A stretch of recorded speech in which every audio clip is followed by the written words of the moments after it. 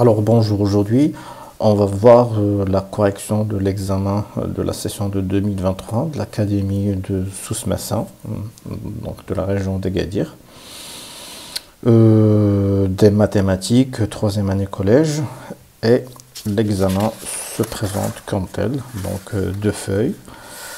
On vous donne quelques orientations pour les candidats et on vous donne aussi le nombre d'exercices.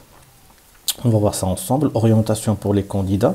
Ils disent que l'usage d'une calculatrice non programmable est autorisé. Très bien. Le candidat a le droit de traiter les exercices du sujet dans l'ordre qu'il préfère. C'est-à-dire, vous pouvez commencer par l'exercice 5, 2, 3 ou 1, comme vous voulez.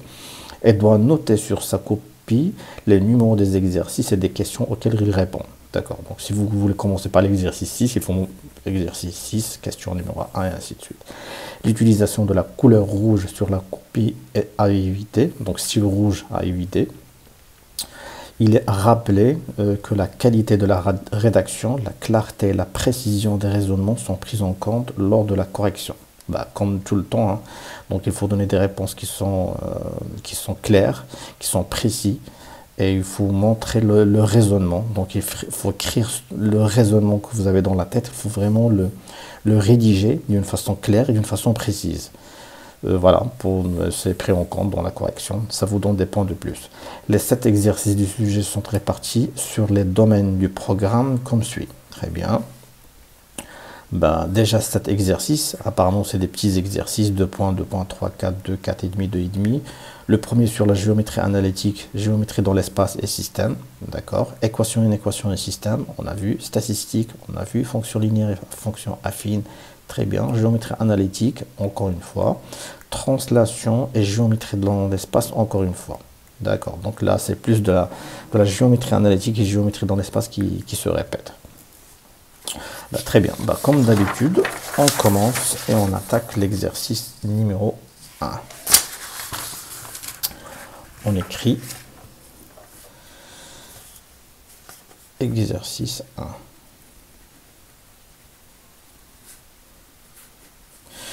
Cet exercice, d'accord, qu'est-ce qu'ils disent? Cet exercice est constitué de questions à choix multiples. D'accord, vous avez des choix multiples. On vous donne 3 réponses et vous lisez la question, vous cochez la bonne réponse. On propose pour chaque question 4 réponses, A, B, C et D. D'accord, dont une seule est correcte. Donc en fin de compte, c'est une seule qui est correcte. Donc une question ne peut pas avoir 2 cases qui sont correctes. Donc, une seule case qui est correcte. Répondre à toutes les questions de cet exercice, d'accord. Écrire sur votre copie le numéro de la question, recopier la bonne réponse, aucune justification n'est demandée. Donc les justifications, c'est à vous de le faire dans un brouillon. Et vous n'avez qu'à noter la question 1 et vous mettez la bonne réponse. C'est-à-dire si la bonne réponse est B, vous mettez B. Très bien, on va voir la première question. On considère les points E de couple de coordonnées 2, moins 3 et un point F de couple de coordonnées 3, 1 dans un repère orthonormé. La distance EF est égale à A. Racine de 5, racine de 17, racine de 29 ou 17. Là, je ne peux pas, il faut faire un petit calcul dans un brouillon. On va prendre un petit brouillon comme tel. On va considérer comme ça, c'est un brouillon. Donc, on a 2 points de couple de coordonnées, on me demande de donner la valeur de la distance EF. Donc EF selon le cours, c'est racine de XF moins XE à la puissance 2 plus, donc c'est une distance, XYF moins YE à la puissance 2 racine, le tout à la racine. On a XF, c'est 3, XE, c'est 2 à la puissance 2, plus YF, c'est 1, moins YE, moins, c'est plus 3 à la puissance 2, le tout à la racine. Donc ça me donne quoi? Racine de 3 moins 2, ça fait 1 à la puissance 2, ça fait 1. 1 moins 3, non, c'est plus, donc 1 plus 3, c'est 4. 4 à la puissance 2, c'est 16. Donc c'est racine de 17. D'accord?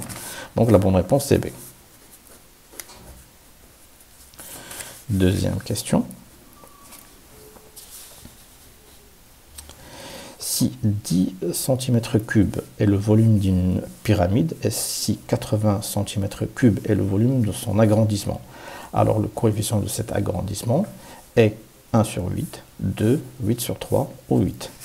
Alors là, donc on a le volume de la petite pyramide, on va l'appeler PP, qui est égal à 10 cm3. Et on a le volume de la grande pyramide, grande GP, 80 cm3. Qu'est-ce qu'on a vu dans le cours? Le coefficient de cet agrandissement, comment je peux le calculer de ça? Donc VGP est égal VPP, et ici on va mettre notre coefficient d'agrandissement.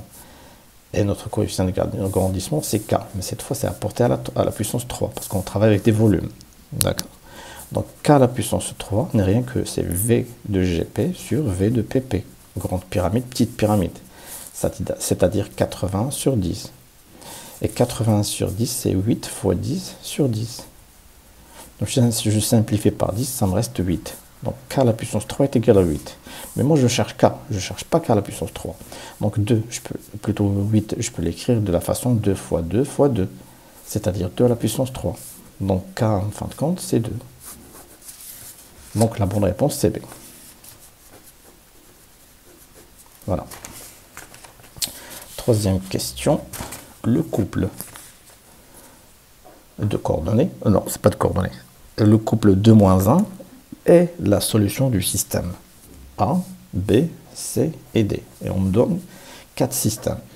Si on me donne un couple de solutions d'un système et je veux vérifier si vraiment est-ce que ce couple est solution de ce système, j'en ai qu'à remplacer X et vérifier que vraiment Y est égal à moins 2. C'est-à-dire dans la première équation et dans la deuxième équation, si je remplace X par 2, je dois avoir dans la première équation Y qui est égal à moins 1 et dans la deuxième équation Y aussi qui est égal à moins 2. Donc le couple doit être vérifiable dans les deux équations. D'accord? Donc du coup, on a 2 moins 1. Déjà, on voit qu'il y a une équation qui se répète à chaque fois. Il y a x plus y, x moins y, x plus y et x plus y. On va faire la plus simple, c'est-à-dire x plus y. C'est-à-dire si j'ajoute 2 plus moins 1, qu'est-ce que j'obtiens? C'est 2 moins 1 est égal à 1. Donc celle-là, x plus y, je dois avoir qui est égal à 1. Lequel de ces 4 systèmes, on a x plus y est égal à 1? Celui-là, non. Donc A à éliminer. X plus Y est égal à 1, ça oui. X plus Y est égal à 1, oui. Donc ça, on vient de vérifier que la première équation, elle est bonne. Mais pour celle-là, la première n'est pas vérifiée. Donc c'est pas la peine de continuer avec ce système. Mais par contre, ici, nous avons X moins Y est égal à 3. Calculons ça. Donc 2 moins, c'est plus 1 est égal à 3. Et ça, elle est vérifiée. Donc soit celle-là, soit celle-là, soit celle-là. A est éliminé. D'accord? De même, on va vérifier la deuxième équation. C'est-à-dire celle-là, celle-là et celle-là. Si je prends x moins 2y est égal à moins 4, qu'est-ce que j'obtiens? Je remplace x par 2. Donc j'ai déjà x moins 2y est égal à moins 4. Si je remplace x par 2, j'aurai 2 moins 2y est égal à moins 4. C'est-à-dire quoi? C'est-à-dire moins 2y est égal à moins 4 moins 2, c'est-à-dire moins 2y est égal à moins 6, c'est-à-dire y est égal à 3.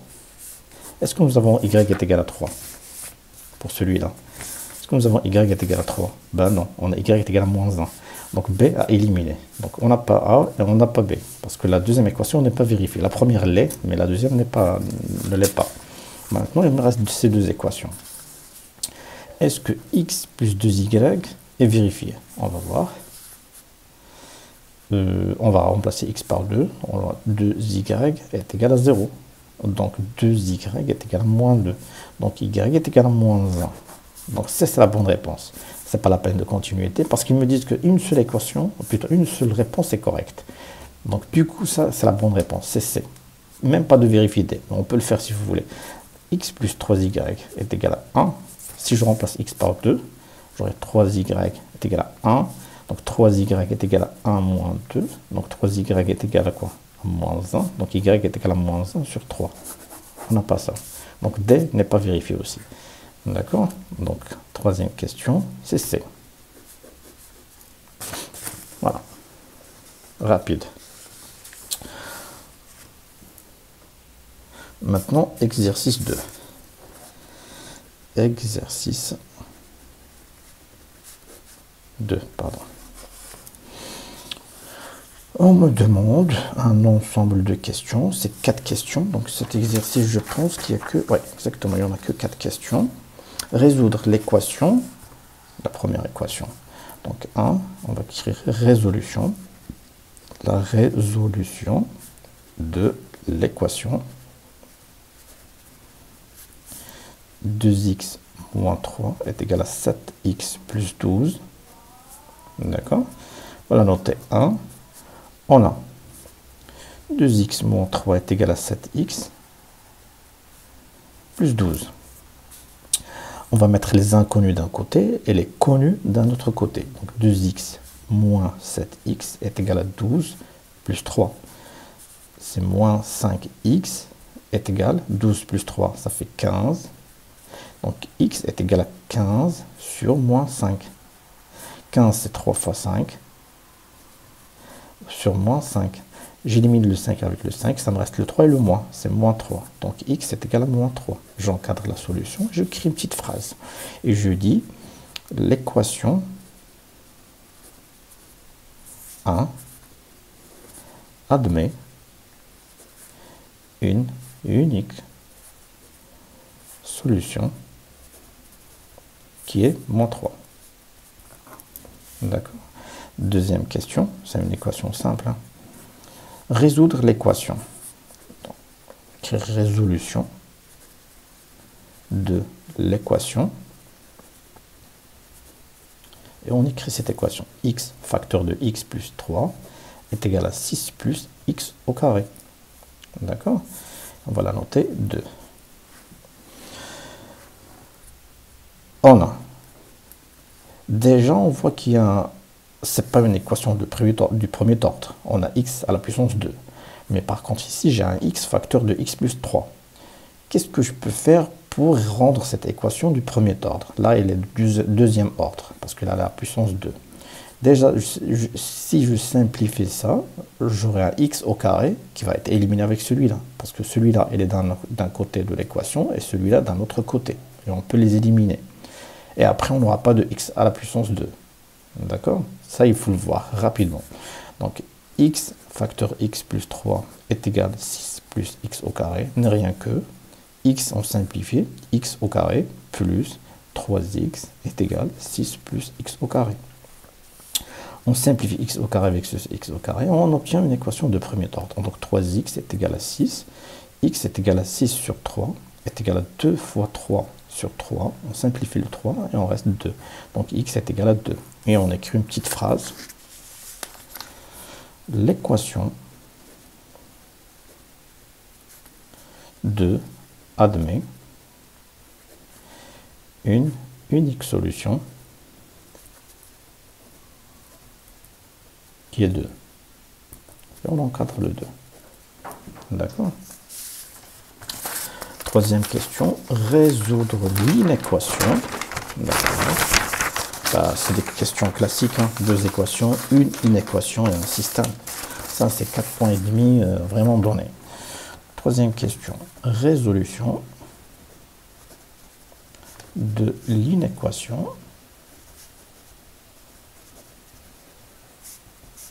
3x plus 1 strictement supérieur à 5x plus 3. Et on va la noter 3. On a 3x plus 1, c'est une expression simple, strictement supérieure à 5x plus 3. Là aussi, c'est une expression extrêmement simple. On va mettre les inconnus d'un côté et les connus d'un autre côté. Comme d'habitude, 3x moins 5x, strictement supérieur à 3 moins 1. 3x moins 5x, ça me donne moins 2x, strictement supérieur à moins 2. Je multiplie le premier côté par moins 1 sur 2 et le deuxième côté moins 1 sur 2. Puisque j'ai multiplié par un chiffre négatif, je dois inverser le symbole. Donc moins 1 sur 2 fois moins 2x strictement inférieur à moins 2 fois moins 1 sur 2. Simple. Ici, je simplifie le 2 avec le 2. Moins fois moins, ils vont partir et j'aurai x strictement inférieur. Le 2 va partir avec le 2, le moins avec le moins. Je me reste 1, donc strictement inférieur à 1. J'encadre la solution, je vais écrire une petite phrase. Et je dis que tous les nombres réels, strictement inférieurs à 1 sont solution de cette inéquation.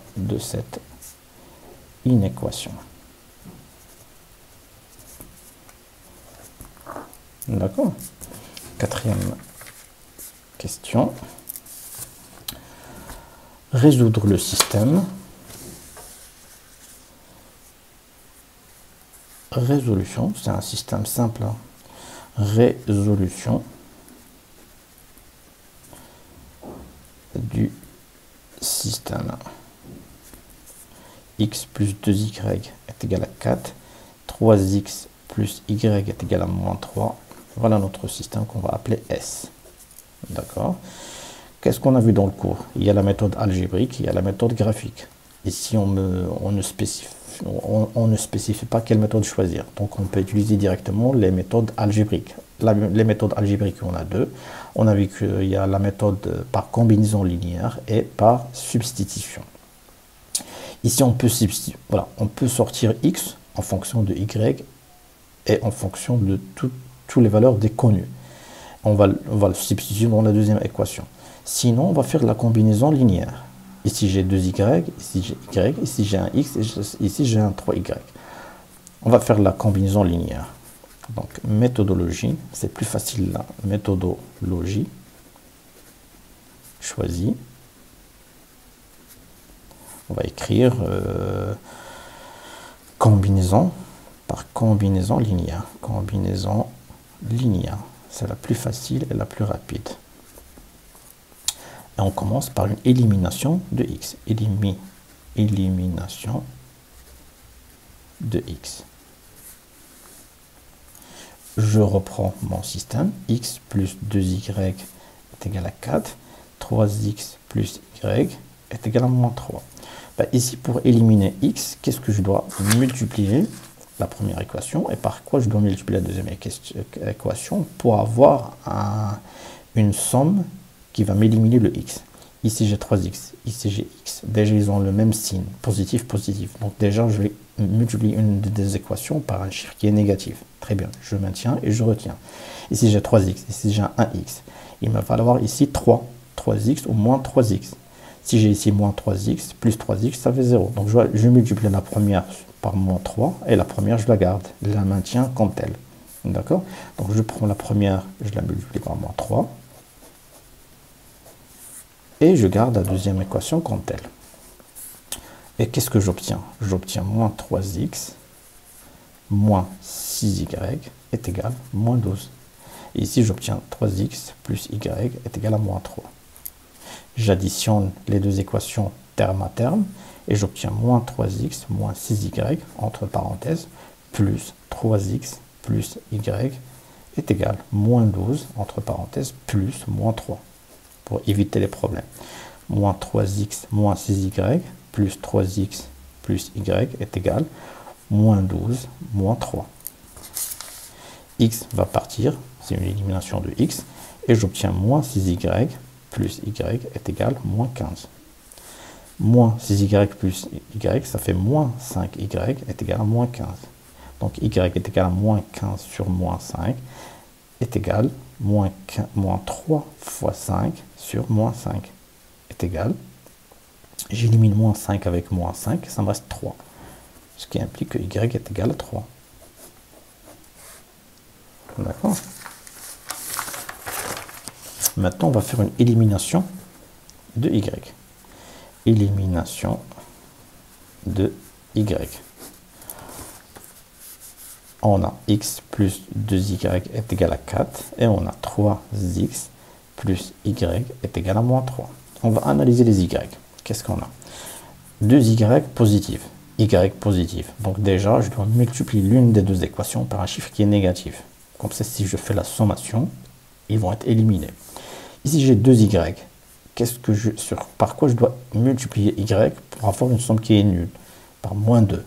Parce que plus 2y plus moins 2y vont être éliminés. Donc, je multiplie la deuxième par moins 2. Et je reprends. Et je maintiens la première comme telle. Donc, je reprends la première comme telle. Et je prends moins 2 fois 3x plus y est égal à moins 3 fois moins 2.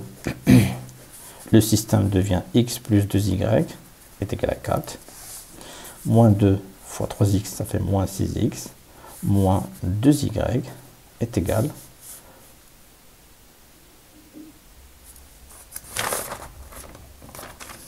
moins 3 fois moins 2, c'est 6 directement. J'additionne les deux équations terme à terme et j'obtiens x plus 2y plus moins 6x moins 2y est égal à 4 plus 6. Pour éviter les problèmes, comme d'habitude. X plus 2y moins 6x moins 2y est égal à 10. Les y vont partir. C'est une élimination de y. Ça me reste quoi? Ça me reste x moins 6x est égal à 10. Donc, moins 5x est égal à 10. X est égal à 10 sur moins 5. 10, c'est rien que 2 fois 5 sur moins 5. Je simplifie par 5, ça me reste moins 2. Donc, x est égal à moins 2. Du coup, le couple de solutions moins 2, parce que x est égal à moins 2, et y est égal à 3, est l'unique solution, c'est la seule solution, est l'unique solution de cette ou de ce système, S. D'accord? Voilà pour l'exercice 2. Maintenant, exercice 3.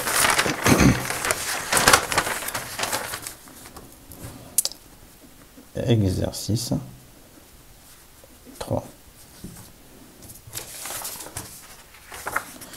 Statistiques. Très bien. Le diagramme ci-contre représente les âges des élèves d'un établissement collégial. Très bien. D'accord, donc notre série statistique, c'est sous forme d'un graphe. Les âges des élèves d'un établissement collégial, ici le nombre des élèves. Et on a 11, 12, 13, 14, 15 et 16. Quel est le mode de la série statistique représenté par ce diagramme? Très bien. Ben, pour déterminer le mode, il va falloir analyser un petit peu votre graphe. On a ici les âges des élèves d'un établissement collégial. Les élèves qui ont 11 ans, il y en a combien? Ici, c'est le nombre des élèves. Il y en a à peu près 150. Les enfants ou les élèves qui ont 12 ans, il y en a à peu près 300. Les enfants ou les élèves qui ont 13 ans, il y en a à peu près 250. 14 ans, il y en a combien? Il y en a 200. Ceux qui ont 15 ans, il y en a 100. Et ceux qui ont 16 ans, il y en a 50. D'accord? C'est comme ça qu'il faut lire le graphe. Parce que la lecture du graphe est très importante aussi. Ici, on peut même faire des lignes pour être sûr qu'on est sur la bonne... Ici, c'est 1 centimètre, je pense. Hein. Moins qu'1 centimètre. Est-ce que c'est la même distance? Ouais, c'est la même distance. Donc ça et ça, ils ont la même valeur. C'est à peu près 150.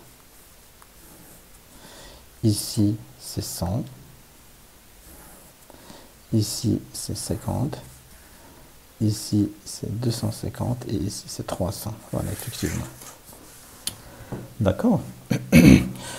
Qu'est-ce qu'on sait du mode, le mode? Comment on détermine le mode? On a déjà la représentation de quoi? On a vu dans le cours, on représente quoi? On représente toujours le caractère et le nombre qui est l'effectif. Donc le nombre des élèves, c'est l'effectif et les âges, c'est les caractères. c'est les valeurs des caractères. C'est des valeurs qui sont petites, croissantes. Donc c'est une série discrète en valeur. Et on peut dire que pour le mode, il va falloir déterminer l'effectif le plus élevé. Et c'est quoi l'effectif le plus élevé ici? Est-ce que c'est 50, 100, 150, 200, 300? Ben, c'est 300. C'est ça l'effectif le plus élevé. Qui correspond à quoi? Qui correspond à 12. Donc la valeur du caractère 12 qui correspond à l'effectif le plus grand est 12. Donc le mode de cette série statistique est 12. D'accord? D'accord. Ça c'est une question qui va falloir s'entraîner dessus, quoi. D'accord? Donc déterminons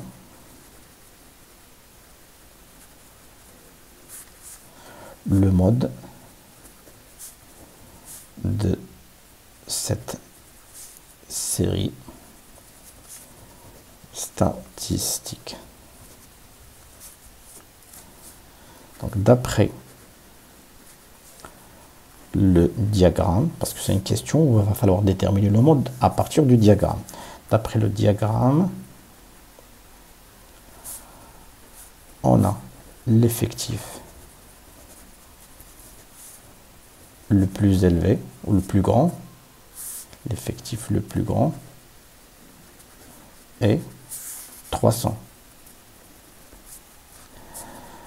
La valeur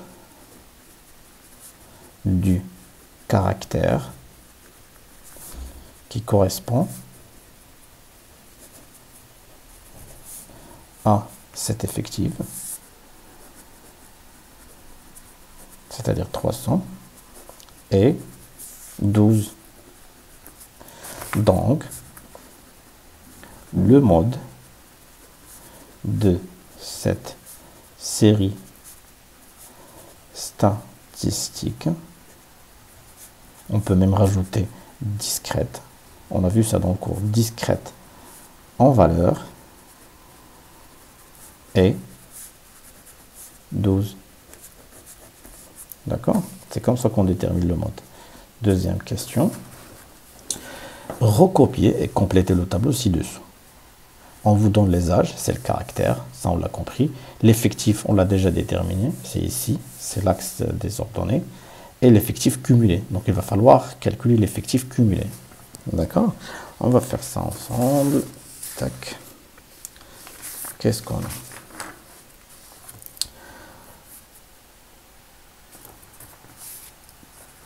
Tableau de la série statistique. On a l'âge qui est le caractère, l'âge des élèves.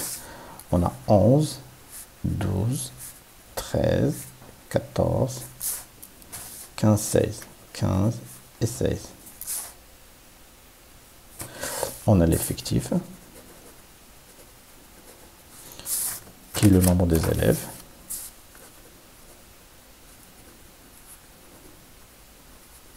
Très bien. Et on a l'effectif cumulé. Effectif cumulé. Très bien. On a déterminé pour les élèves qui ont 11 ans, il y en a combien? Il y en a 150. Donc 11, la barre ou la colonne du caractère 11 pour les élèves qui ont 11 ans, la barre, elle est très très haute jusqu'à un niveau qui est de 150. Et ainsi de suite. La deuxième colonne, c'est 300. La troisième colonne, 250. Celle-là, c'est la même chose que 150 et ainsi de suite. Donc pour 11, on a 150. Pour 12 ans, on a 300. Pour 13 ans, on a 250.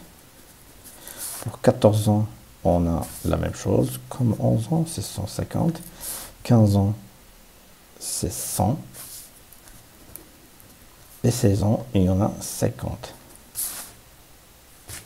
Très bien.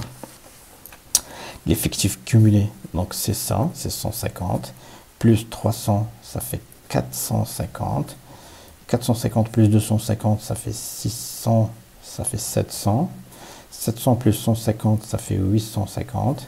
850 plus 100, ça fait 950. 950 plus 50, ça fait 1000. C'est un collège qui contient 1000. Donc l'effectif total est de 1000. D'accord? Déterminez maintenant la médiane de cette série statistique. Troisième question. Déterminant. Comment on calcule la médiane? Déterminant la médiane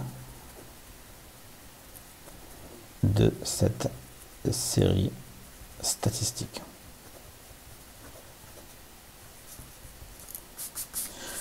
Donc la médiane, il va falloir calculer deux paramètres qui sont importants, c'est-à-dire l'effectif cumulé. Ça, on l'a déjà calculé d'après la deuxième question. Il faut calculer ici l'effectif total et la moitié de l'effectif total. D'accord? Qu'est-ce qu'on dit? Donc la médiane, c'est la plus petite. Quoi? C'est le plus petit effectif supérieur ou égal à la moitié de l'effectif total. D'accord? On va faire ça ensemble. Donc on a l'effectif total et on va écrire n comme si on va le calculer. Donc c'est 150, c'est l'effectif, c'est la somme des effectifs ou la dernière valeur de l'effectif cumulé. Donc c'est 150 plus 300 plus 250 plus 150 plus 100 plus 50. Et ça, c'est rien que c'est 1000. Donc, la moitié est n sur 2 est égal à 1000 sur 2 est égal à 500. On retient 500. Donc, c'est quoi l'effectif cumulé le plus petit supérieur ou égal à la moitié de l'effectif total? Ici, l'effectif cumulé est à 150. Donc, il n'est pas supérieur à égal. 450, elle est inférieure à 500. Donc, il n'est pas supérieur ni égal. 700, c'est supérieur à 500. Mais ça égale pas. Donc, ça, c'est supérieur. 850, c'est supérieur de 500. 950, c'est supérieur à 500. Et 1000, c'est supérieur à 500. Donc, la réponse, ça doit être dans cette colonne, ou dans cette colonne, ou dans cette colonne, ou dans cette colonne. Parce que 700, c'est supérieur. 850, c'est supérieur. 900. Mais moi, je vais prendre la plus petite. Donc, je vais prendre le plus petit effectif cumulé supérieur ou égal à 500. Donc, le plus petit de ces 4, c'est 700. Il n'y a pas plus petit que celui-là, parce que 450, c'est pas supérieur. Donc, il est inférieur à 500. Donc, je ne considère pas ça, ni celui-là. Donc, je vais prendre 700. Parce que pourquoi 700? C'est le plus petit des 4. Et 700, ça correspond à quoi? Donc, il correspond au caractère 13. Donc, la médiane, c'est 13. D'accord? On va écrire tout ça.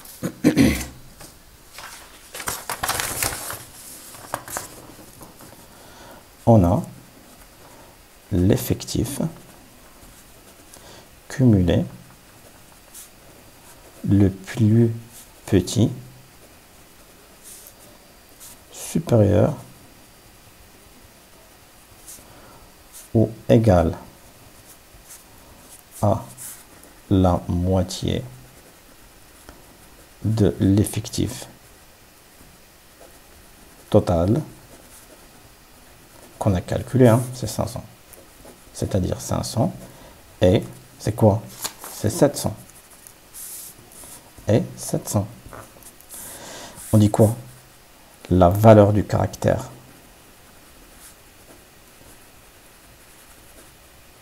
La valeur du caractère qui correspond à cet effectif cumulé,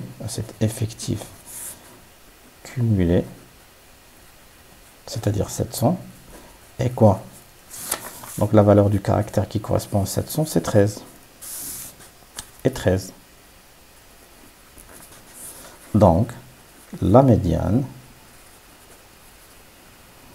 de cette série statistique, on rajoute discrète en valeur pour montrer qu'on a bien compris notre cours. Discrète en valeur et on reprend la valeur 13. 13. Voilà pour l'exercice 3. Assez simple. Il faut juste savoir lire le diagramme. Exercice 4. On écrit exercice 4. Dans la figure ci-dessous, ou ci-contre, la droite D la droite D est la représentation graphique de la fonction affine f définie par f de x est égal à moins 3 sur 2 x plus 4. Très bien. Oui, donc c'est une fonction affine, on sait qu'il s'écrit ax plus b, et l'équation réduite d'une fonction affine n'est rien que y est égal à moins 3 sur 2 x plus 4. On nous a déjà représenté la droite D, on connaît l'équation réduite à partir de la fonction f, parce que D n'est rien que la représentation graphique de f. Déjà représentée, c'est déjà pas mal.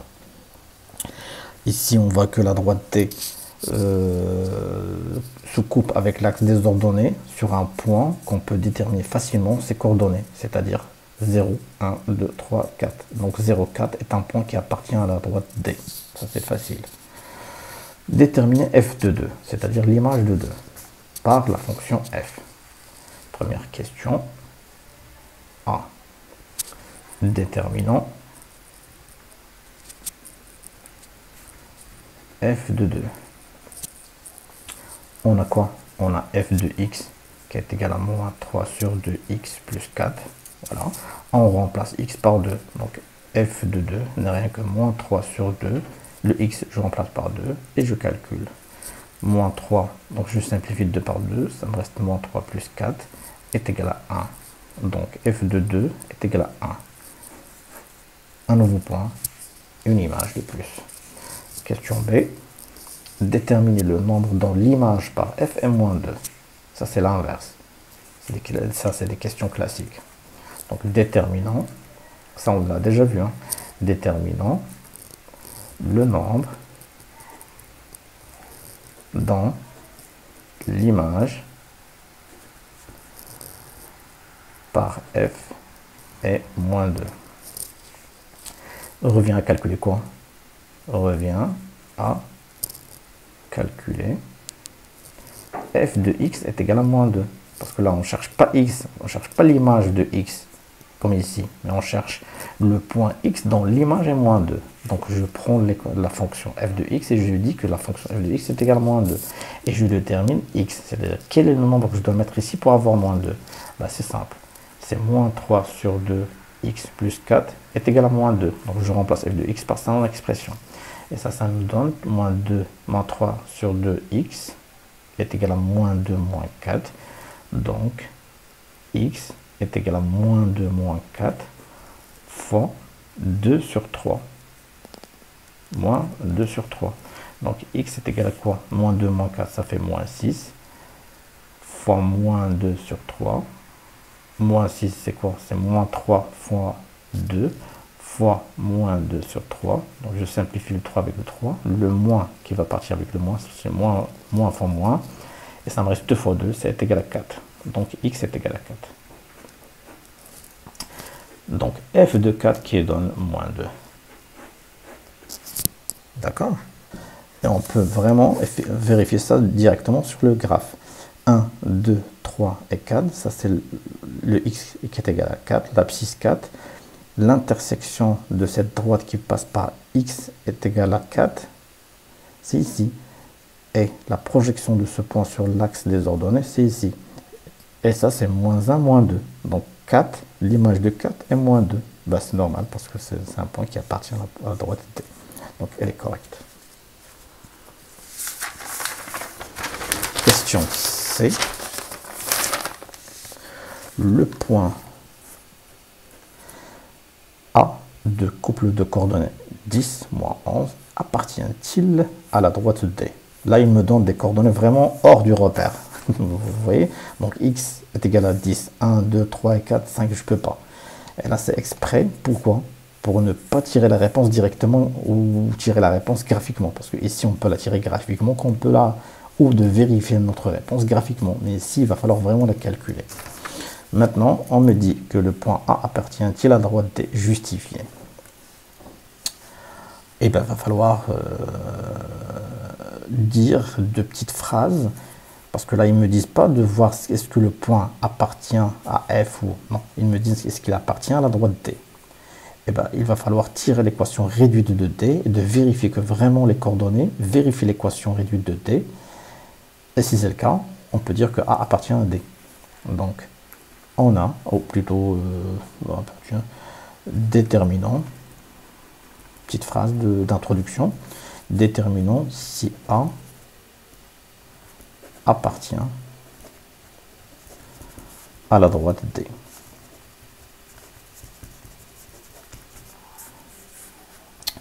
On a D est la représentation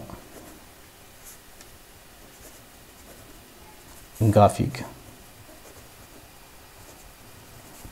de la fonction f de x. Donc, l'équation réduite, c'est ça ce qui nous intéresse, l'équation réduite de la droite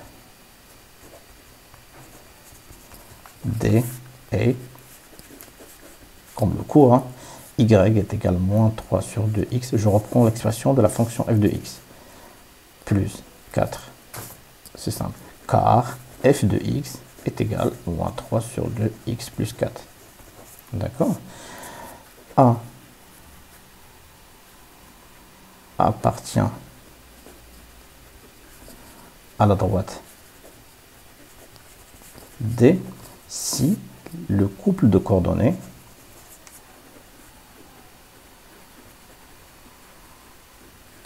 de A vérifie l'équation 1. D'accord? On va faire ça. En remplaçant XA dans 1 et calculons Y. J'ai pas écrit YA, mais calculons juste Y. Donc GY est égal à moins 3 de x plus 4. Moi j'ai dit remplaçons XA dans 1 et calculons Y. Donc je remplace X par XA. Je mets XA ici. Je ne mets pas YA. C'est à moi de déterminer Y. Et si Y est égal à YA, A appartient à D. Donc Y est égal à quoi? Moins 3 sur 2. XA, c'est quoi XA? C'est 10. Fois 10 plus 4. Donc Y est égal à moins 3 sur 2. 5 fois 2 plus 4. 2, je simplifie le 2. C'est moins 15 plus 4 est égal à moins 11. Et moins 11, c'est YA. Vous avez vu? Moins 11. J'ai montré que Y est égal à moins 11. Et moins 11 n'est rien que YA. Donc je suis parti avec XA et j'ai obtenu YA. Donc A appartient à la droite D. Simple. Ça, c'était pour la fonction affine, je pense. Ouais. Donc, soit maintenant, la deuxième question, soit la droite delta. Donc, la représentation de la fonction linéaire cette fois. Ouais. H tel que H de A est égal à 3. Très bien. Recopier la figure, puis construire la droite delta dans cette même figure. Très bien. Qu'est-ce qu'on peut dire de delta? Delta, c'est la représentation graphique d'une fonction linéaire. On sait dans le cours que la fonction linéaire est une fonction qui s'est écrit quoi? F de x est égal à AX. Très bien, il n'y a pas de V. Donc la représentation, c'est une représentation qui est en fin de compte une droite. Une droite qui passe par quoi? Qui passe par l'origine, parce que c'est linéaire. Donc l'origine du repère appartient à le point O appartient à cette droite delta. Voilà, déjà on a un point. Et on me dit que cette fonction h, on peut la nommer comme on veut. Hein. On peut dire f de x. On a déjà pris f dans la première question. On peut dire g de x. Comme vous voulez. H, ici ils ont pris h. Donc la lettre, c'est pas un problème. Tel que h4 est égal à 3. On me donne le second point. On sait que O00 appartient à delta. Et on me donne un autre point. Donc du coup là, j'ai 2 points. Et avec 2 points, je peux tracer delta. Vous avez vu comment on fait? Parce que l'image de 4 par la fonction h est 3. Donc le point de coordonnées 4, 3 est un point qui appartient à delta. D'accord? Pourquoi? Parce que delta, c'est la représentation de la fonction linéaire. D'accord? On va faire ça. Donc, deuxième question. Petit a, recopier, puis construire. On va écrire de petites phrases. Construction, on va dire construction de la droite delta. on a delta est la représentation graphique de la fonction linéaire h. Ça, c'est un acquis. Donc, la droite delta est une droite qui passe par le point O, c'est-à-dire l'origine de coordonnées 0, 0, car fonction linéaire. D'accord? On a h de 4 est égal à 3, donc le point, on va dire point grand H de coordonnées quoi? X c'est 4 et Y c'est 3 appartient à la droite delta. D'accord? On a deux points qui appartiennent à delta, à savoir le point O de coordonnées 0, 0 et le point H de coordonnées 4, 3. Très bien. Et sur la représentation, on va tracer le point O, c'est 0, 0, et le point H de coordonnées 4, 3, c'est-à-dire 1, 2, 3 et 4. Y est égal à 3. 1, 2, 3, c'est ici. Le point H, c'est ici. Le point O, c'est ici. Et ma droite delta va passer par ces deux points.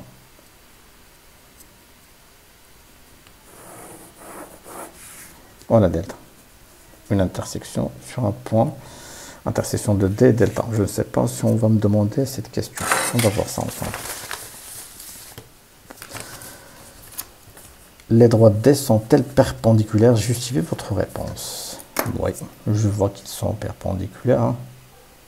Mais on va le voir, on peut le vérifier algébriquement, ça. Petite question B. Qu'est-ce qu'on a vu? Pour dire que deux droites sont perpendiculaires, qu'est-ce qu'on doit avoir? Si j'ai l'équation réduite de la première droite et j'ai l'équation réduite de la deuxième droite, je n'ai qu'à vérifier le produit de leur pente. Si la pente de la première multipliée par la pente de la deuxième est égale à moins 1, systématiquement les deux droites sont perpendiculaires. Donc, vérifions si D et delta sont perpendiculaires.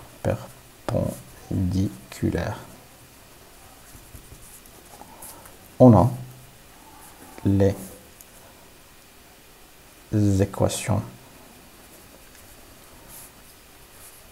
réduites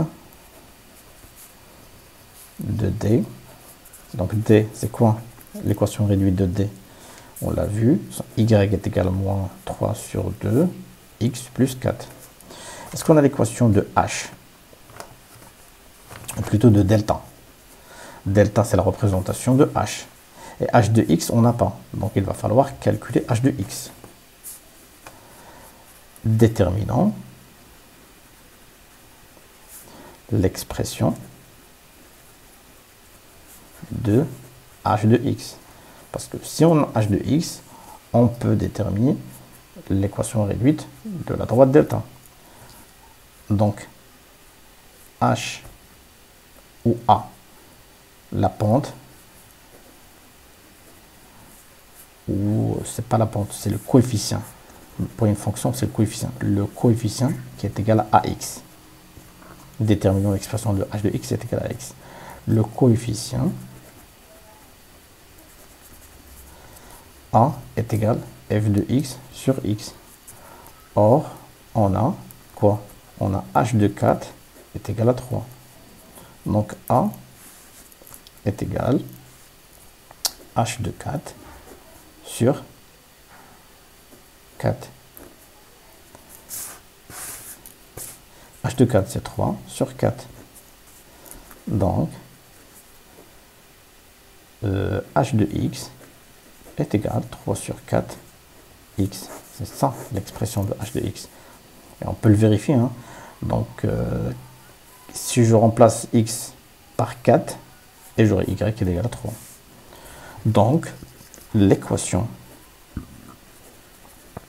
réduite de delta est delta de point y est égal à 3 sur 4 x.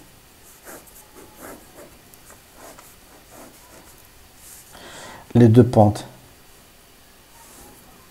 Si je multiplie les deux pentes, est-ce que j'obtiendrai moins 1?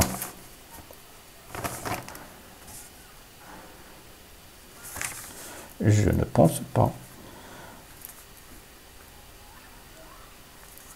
Le produit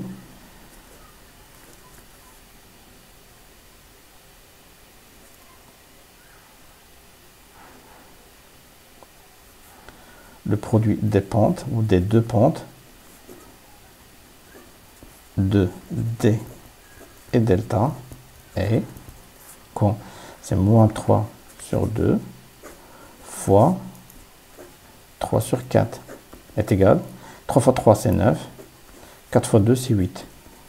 Et ça c'est différent de moins 1. Donc D et delta ne sont pas perpendiculaires.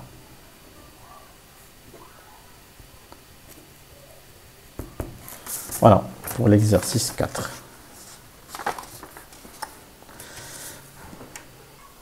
Exercice 5.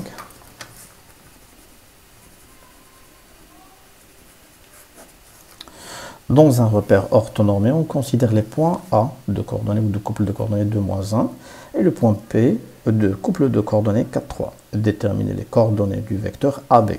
Simple, c'est du cours. Déterminons les coordonnées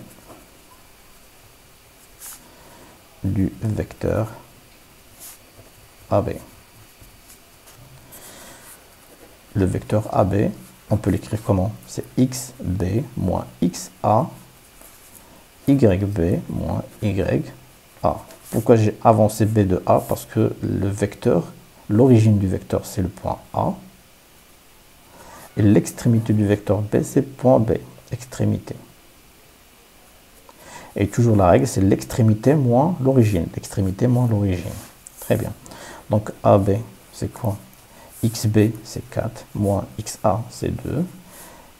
YB, c'est 3, moins YA, c'est moins 1, ça fait plus 1.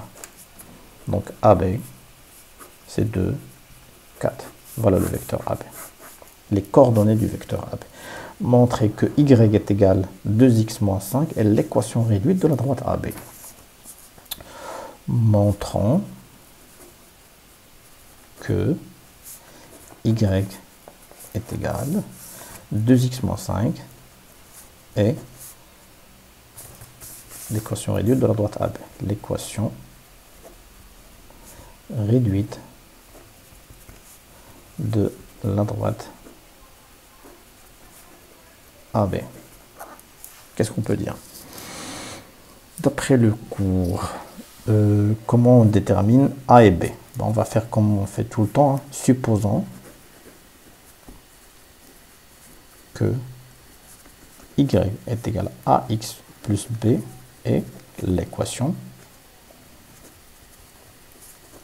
réduite de la droite AB. Et à nous de déterminer A et B. Et déterminons A et B, sachant que A appartient à la droite AB et B appartient aussi à la droite AB. On a déjà 2 points. D'accord? Donc, déterminons A, c'est-à-dire la pente. Déterminons A, la pente de AB, pardon. qu'est-ce qu'on dit dans le cours? A est égal à quoi?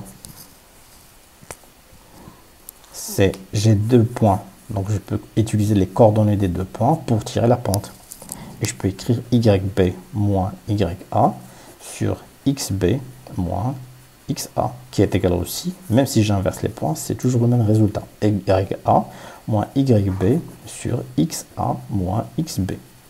On a deux points de la même droite, on peut tirer la pente, ça c'est connu. Donc A est égal à quoi? YA. Alors YA, ça est égal à quoi? C'est moins 1. YB, c'est 3.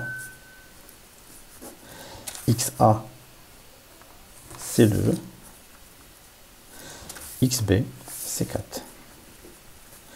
Moins 4 sur moins 2, ça fait plus 2. A est égal à 2.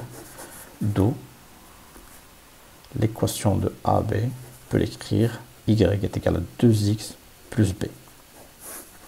B à déterminer. Maintenant, déterminons B. Déterminons B. C'est quoi B? C'est l'ordonnée à l'origine. C'est l'ordonnée à l'origine. Ça, on l'a vu dans le cours. Hein. On a A qui appartient à AB et B qui appartient à AB. Donc, on peut utiliser un des deux points pour vérifier l'équation 1. Leur coordonnées, leur couple de coordonnées,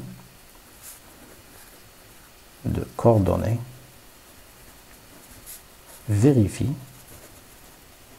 systématiquement. Donc, vérifie l'équation 1. C'est là. En remplaçant par XA et YA, on obtient YA est égal à 2XA plus B. YA, c'est combien? C'est moins 1. XA, c'est 2 plus B. D'accord?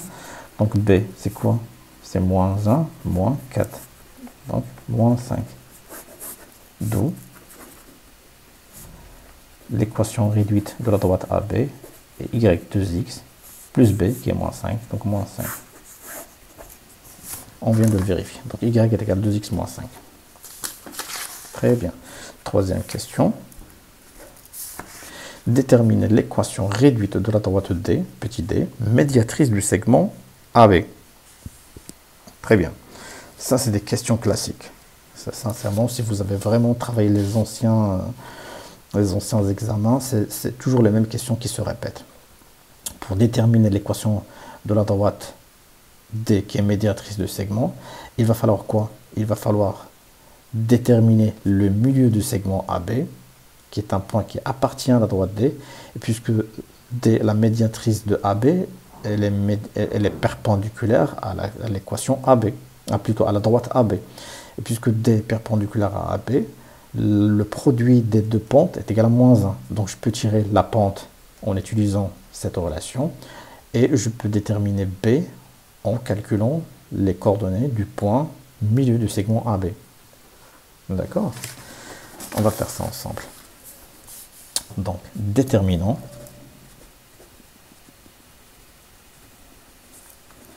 l'équation réduite de la droite D, petit d, médiatrice du segment AB. Très bien. Supposons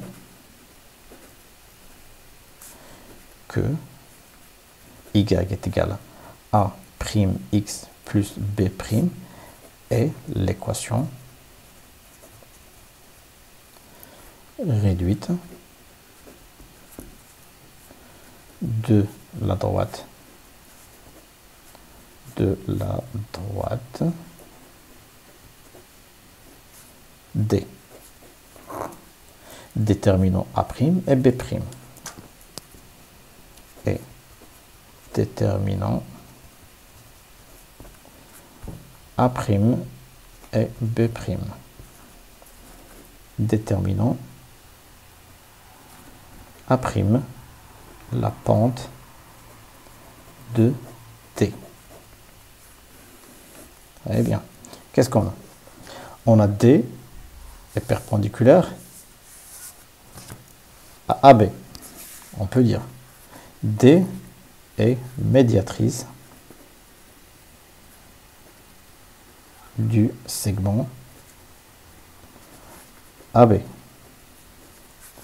Donc, la droite D est perpendiculaire à la droite AB. D'accord? Donc, leur produit des pentes est égal à -1. D'accord? On écrit, c'est quoi la pente de D? C'est A'. Fois, c'est quoi la pente de AB? C'est 2. Est égal à quoi? Est égal à -1. Donc A' est égal à quoi? C'est -1 sur 2. Voilà, je viens de déterminer la pente. D'où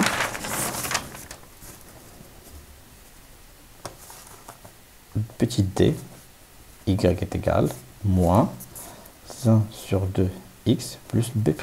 B' à déterminer. Déterminant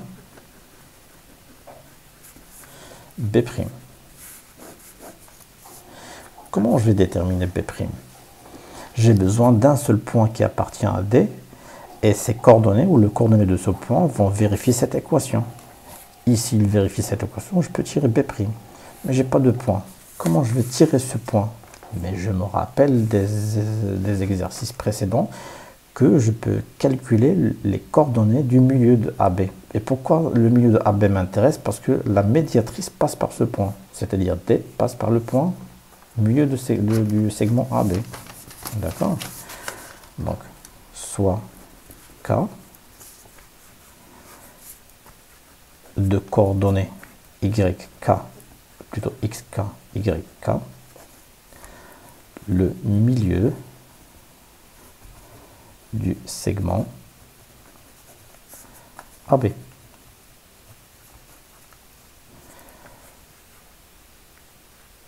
Et de même,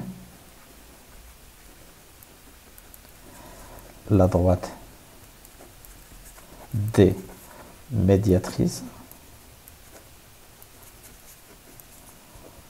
de quoi? De AB passe par ce point K. D'accord? Calculons les coordonnées de K. Donc K, comment on calcule ça? C'est XA plus XB sur 2, YA, YB sur 2. Ça, on l'a vu. C'est une application directe de la règle du cours. K, XA plus XB, c'est 2 plus 4 sur 2. YA, c'est -1 plus YB, c'est 3 sur 2. Donc K, 4 plus 2, ça fait 6, ça fait 3. 3 moins 1, ça fait 2. 2 sur 2, ça fait 1. Donc les coordonnées du point K, c'est 3, 1. K appartient à petit d, donc les coordonnées de K vérifient l'équation 1. D'accord? Donc, YK est égal à -1 sur 2 xk plus b'. Yk, c'est 1. Moins 1 sur 2, xk, c'est 3, plus b'. Donc b' est égal à 1 plus 3 sur 2 est égal à 5 sur 2. C'est 2 sur 2. 2 plus 3, ça fait 5. Donc b' est égal à 5 sur 2. D'où l'équation de la droite D n'est rien que y est égal moins x sur 2 plus 5 sur 2. Voilà. D'accord. Oui, c'est un exercice qui demande un peu d'expérience dans les exercices. Voilà, donc on passe à l'exercice 6. Exercice 6.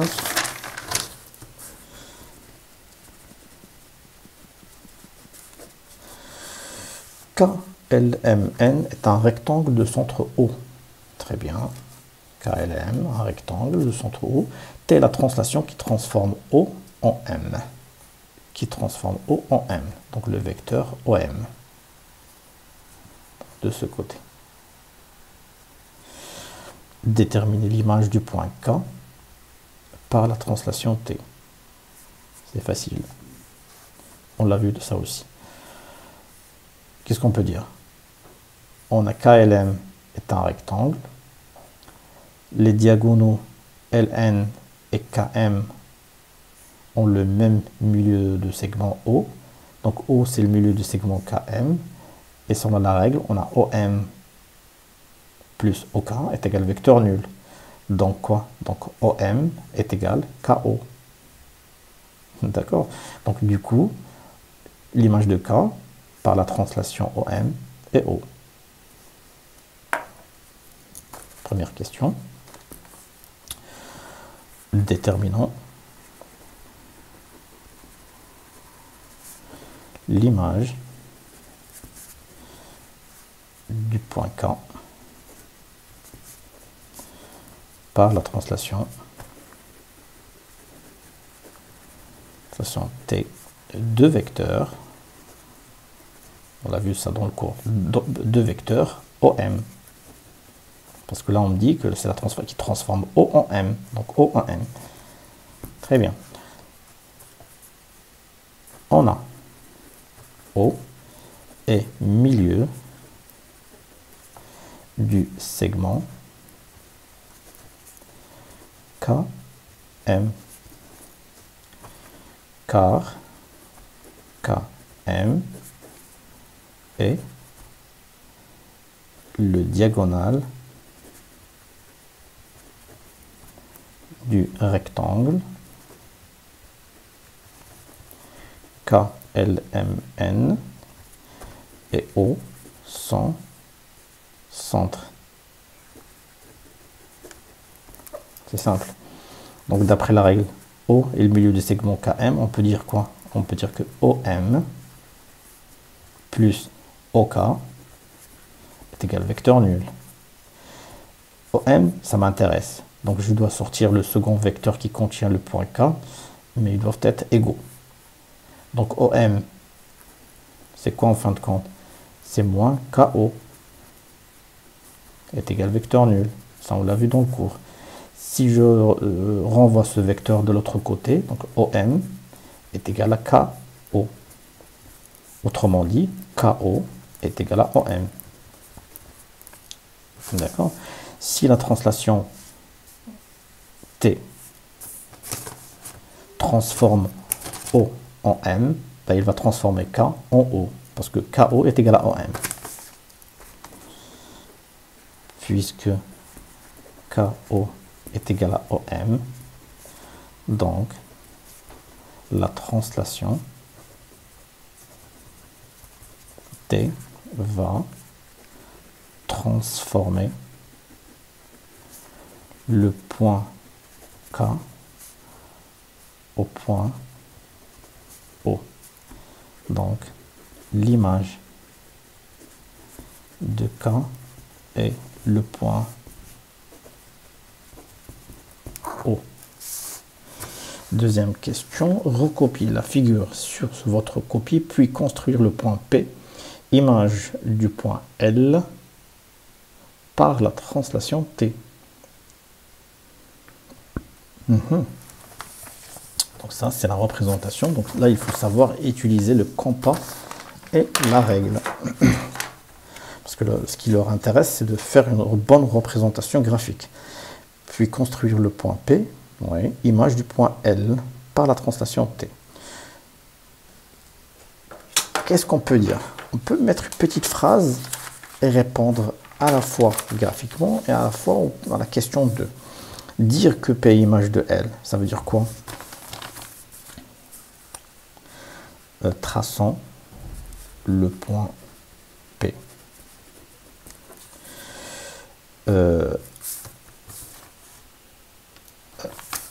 Sachant que P est image du point P et image du point L par la translation T de vecteur OM. Donc on a quoi? On a LP, le vecteur LP qui est égal au vecteur OM. Ça, on le sait. Si la translation transforme O en M, elle va transformer L en P. Donc l'image de L est P. C'est ce qu'on vient de dire. Et qu'est-ce qu'on a vu dans le cours? Si on a deux vecteurs qui sont égaux, on peut dire que le quadrilatère OM ou LPMO est un parallélogramme. D'accord? Ainsi, le quadrilatère LPMO est un parallélogramme avec la distance LP qui est égale à la distance OM. D'accord? Aussi, là, le second vecteur, si LP est égal à OM, donc LPMO est un quadrilatère et les deux distances sont égaux. Et les vecteurs quoi? Les vecteurs OL et aussi OL est égal à MP avec la distance OL qui est égale à la distance MP. Et avec ces données, on peut tracer l'image de P. Donc, on a LP qui est égal à OM, OM, LP, donc le point P c'est quelque part ici. On a la distance OM qui va être égale à la distance LP. Et on a aussi OL qui va être égal à MP. Et la distance OL doit être égale à la distance MP. D'accord? Ça, on peut le schématiser avec le compas. On va prendre la première distance. Ce qui nous intéresse, c'est OM, LP. Donc OM, on va prendre OM. Voilà la distance OM. Je maintiens le compas avec le même écartement. Je mets cette fois la pointe sur L. Pourquoi sur L? Parce que je cherche le P. Parce que LP a la même distance que OM. Donc là, la distance LP, c'est quelque part ici. Mais où exactement? J'aurais besoin d'un autre point. Donc OM, LP, ça c'est déjà pas mal. Et on a aussi la distance OL qui est égale à MP. OL qui est égale à MP. Donc la distance OL, et je reprends la distance OL. Je maintiens l'écartement comme tel, je ne le change pas, parce que là je veux la même distance OL, mais cette fois OL est égal à MP. Donc je mets la pointe du compas ici, sur le point M, et le point P c'est quelque part ici. Et bien l'intersection de ces deux arcs, ça va me donner le point P, qui va satisfaire à la fois la distance LP qui est égale à OM, et qui va satisfaire aussi la distance OL qui est égale à la distance MP. Donc ça, c'est le point P. Et je trace mon parallélogramme.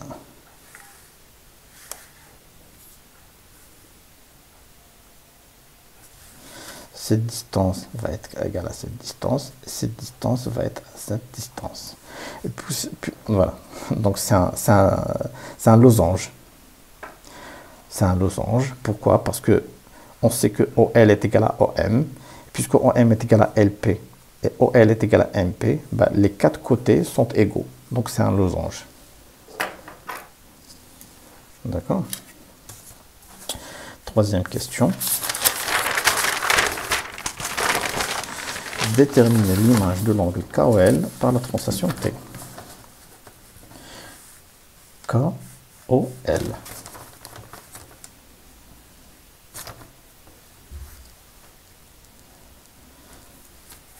Bah, c'est simple. Donc, déterminant, qu'est-ce que vous pouvez me dire? Déterminant.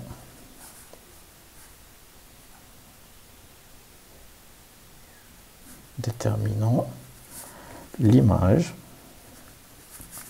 de l'angle KOL par la translation T de vecteur OM. On a l'image de K, c'est O. On a l'image de O, c'est M. Et on a l'image de L, c'est P. Donc l'image de KOL, c'est OMP. On peut dire que ça est égal à ça. On a l'image de K, c'est O, par la translation T. On a l'image de O, c'est M, parce que c'est le vecteur de cette translation. Et on a l'image de quoi? On a l'image de L, c'est P. Donc, l'image de KOL est l'angle OMP. Et ils sont égaux car la translation conserve la mesure des angles. On peut le rajouter ça, si vous avez bien retenu votre cours. Conserve la mesure des angles. D'accord? Ben, c'était l'exercice 6, hein. C'était facile jusqu'à maintenant. Exercice 7.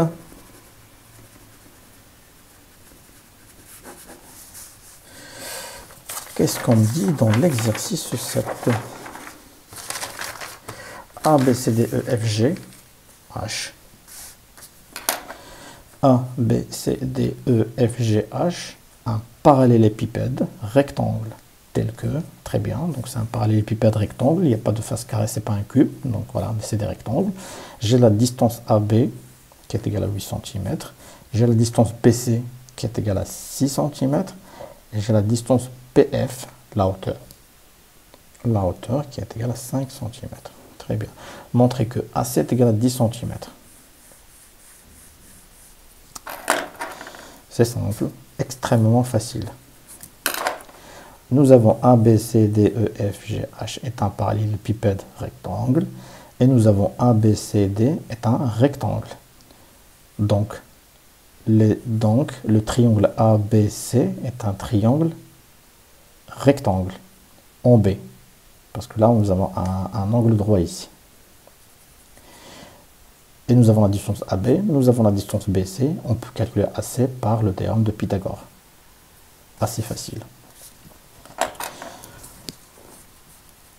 Montrant que AC est égal à 10 cm.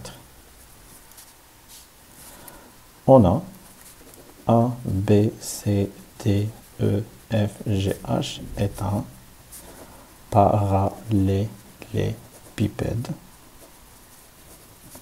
rectangle. Et A, B, C, D est un rectangle. D'où le triangle ABC est un triangle rectangle en B. D'accord? Donc, d'après le théorème de Pythagore, on a AB au carré plus BC au carré est égal à AC au carré. Donc AC est égal à la racine de AB au carré plus BC au carré. AB, c'est combien? C'est 8 à la puissance 2, plus BC, c'est 6 à la puissance 2. 8 à la puissance 2, c'est 64, plus 36, c'est égal à la racine de 100, est égal à 10. Donc AC est égal à 10 cm. Extrêmement facile cette question. Une autre feuille, deuxième question, et la dernière je pense. Ouais. Calculer le volume de la pyramide ABFGC. Ça c'est donné. Hein. Calculons le volume de la pyramide A, B, F, G et C. A, B, F, G, C. Très bien. C'est déjà en gris. Donc, qu'est-ce qu'on a dit?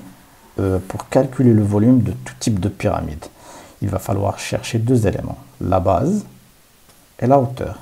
La base de cette pyramide, ça, le A, c'est le sommet. Donc la base, c'est systématiquement B, C, G, F. Et c'est une base rectangle, parce qu'on parle là d'un parallélépipède rectangle. Très bien. Et la hauteur, c'est la projection du sommet sur la base. Ça doit être perpendiculaire. Puisque AB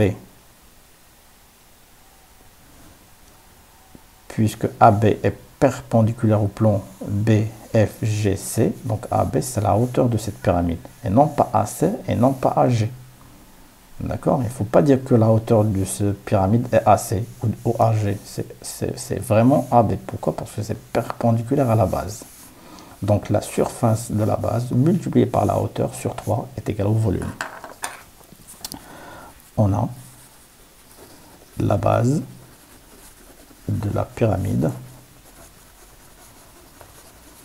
A, B, F, G, C et le rectangle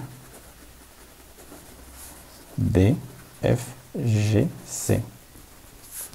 Donc, S ou l'air de B, F, G, C est égal à quoi? Est égal à BC fois BF. Est égal à BC fois BF. BC c'est 6 et BF c'est 5.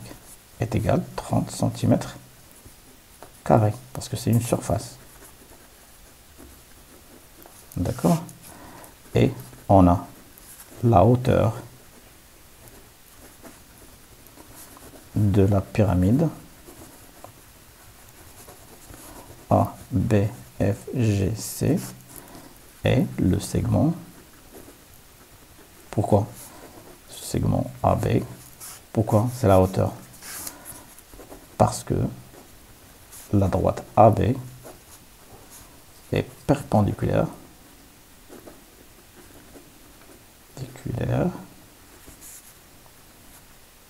au rectangle ou plan, le plan BCFG. Le plan BCFG. D'accord? Donc, le volume de la pyramide A, B, F, G, C n'est rien que la surface de la base BFGC fois la hauteur sur 3 est égal SBFGC fois la hauteur qui est le segment AB. La distance AB, pardon.